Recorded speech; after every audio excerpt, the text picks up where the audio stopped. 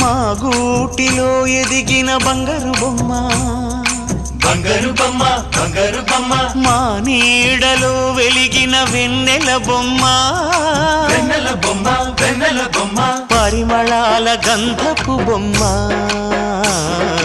సున్నితాల గాజు బొమ్మ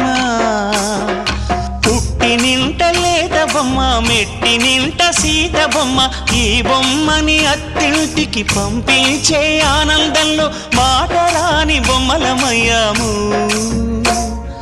మాటరాని బొమ్మలమయ్యాము